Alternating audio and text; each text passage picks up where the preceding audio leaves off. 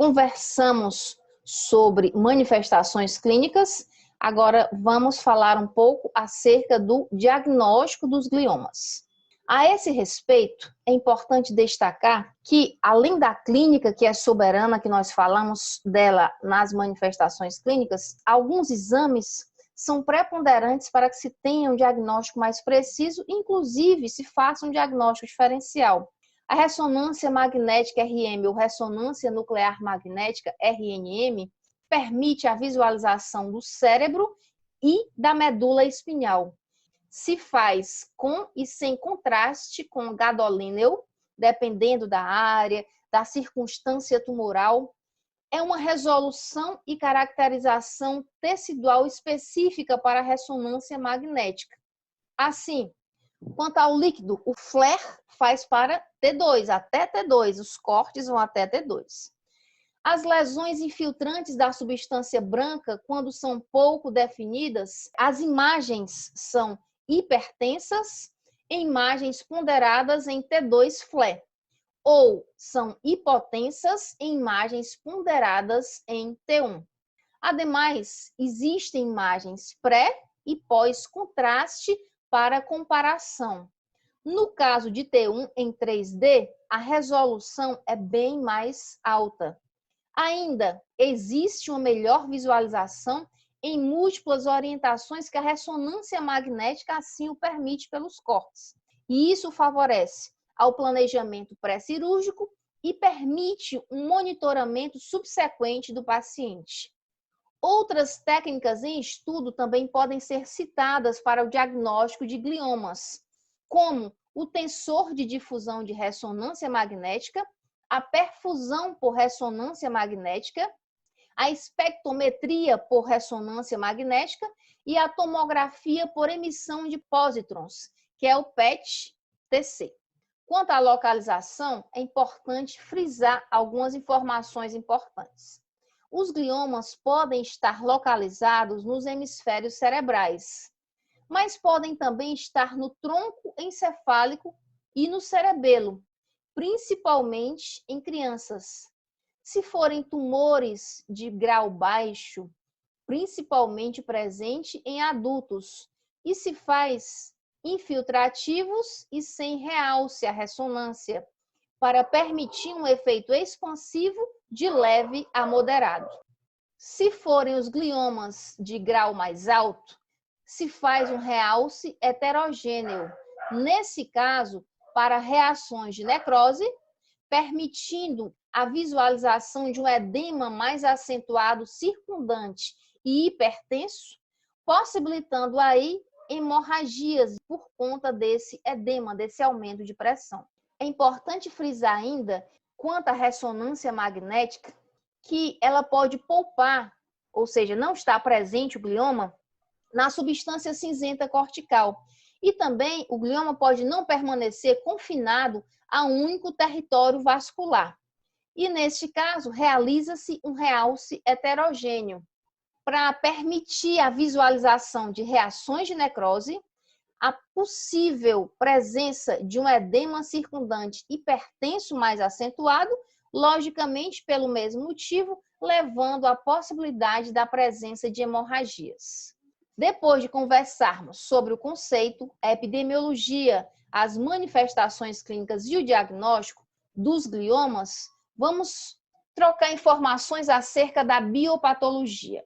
Quanto à biopatologia, ou seja, aquelas características precípuas do tecido tumoral, destaca-se no diagnóstico que esse tecido apresenta-se com aparência histopatológica ao microscópio óptico específica, permitindo assim o auxílio da imunohistoquímica e de exames moleculares específicos para que se detecte de fato a presença de gliomas. Há uma semelhança morfológica com células gliais normais, afinal de contas, o glioma é proveniente dessas células. Portanto, é importante essa semelhança morfológica para classificar os tumores em seus subtipos particulares, como aciocitomas, oligodendrogliomas e assim por diante.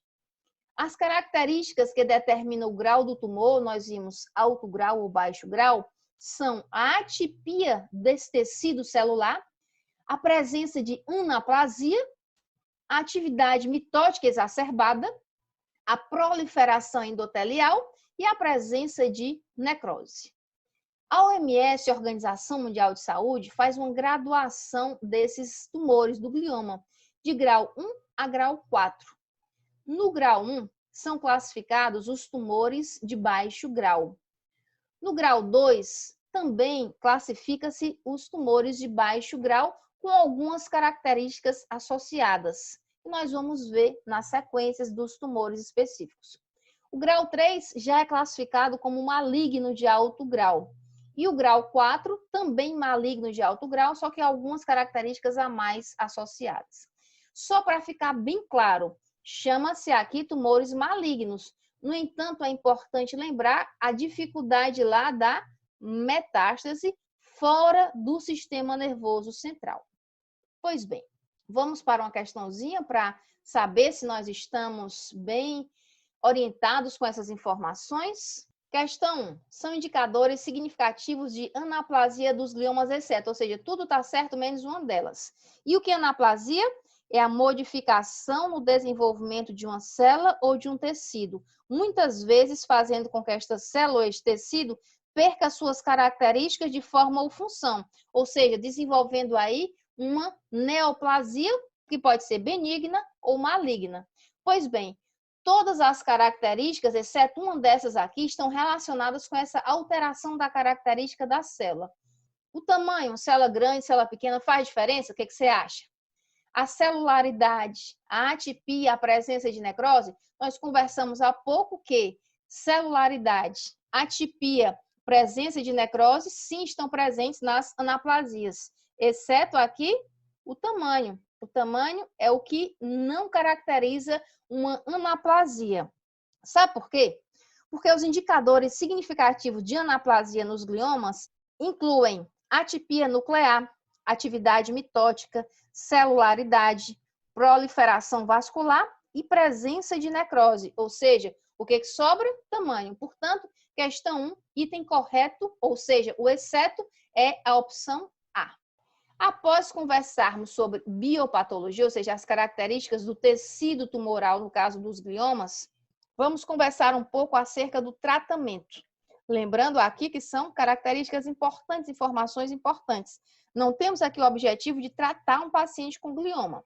Quanto ao tratamento, existem alguns desafios importantes, como a localização dos tumores no sistema nervoso central. Que importância tem a localização desses gliomas no sistema nervoso central? É muito simples e básico, eu posso lhe informar. Sabe por quê? Se for uma localização que esteja próximo a áreas muito nobres, que todas as do sistema nervoso central são nobres, mas existem aquelas de maior preponderância. Se você for fazer uma cirurgia, for ressecção total, pode ser que você gere um contratempo, um contraponto nesse paciente, aí vale a pena, não vale? Portanto, é um desafio. A tendência dos gliomas a infiltrar o cérebro e a medula espinhal circundante. Ora, isso aumenta a pressão intracraniana, a pressão intramedular, podendo levar a outras características concomitantemente às já presentes nos gliomas. Portanto, é um desafio.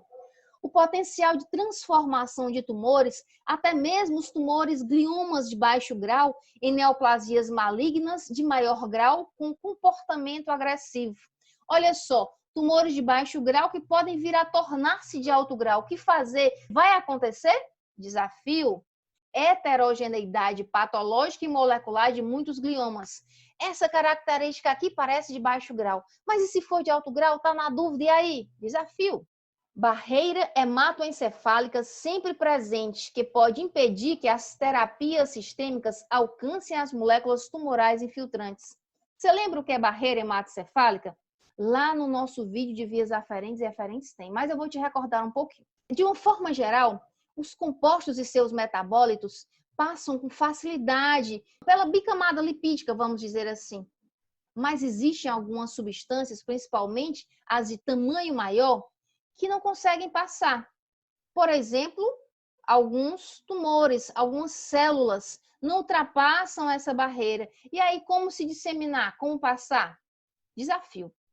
Fora esses desafios para o tratamento, faz cirurgia, não faz, usa medicação, que assim por diante, existem abordagens de tratamento segundo o subtipo específico de glioma, aqueles subtipos específicos que são feitos pela OMS. As abordagens cirúrgica, a radioterapia, ou seja, RT, toda vida que eu me referi a RT aqui, nesta aula específica, estou falando de radioterapia. Quimioterapia ou a associação de um tratamento clínico e de um rigoroso monitoramento clínico e radiológico para acompanhar se deve-se manter o padrão de tratamento escolhido ou se associar ou se modificar ou se adaptar a alguma circunstância mais específica. É isso aí, pessoal. Obrigada por assistirem a mais um vídeo e não se esqueçam de curtir as aulas, se inscrever no canal e indicar aos amigos.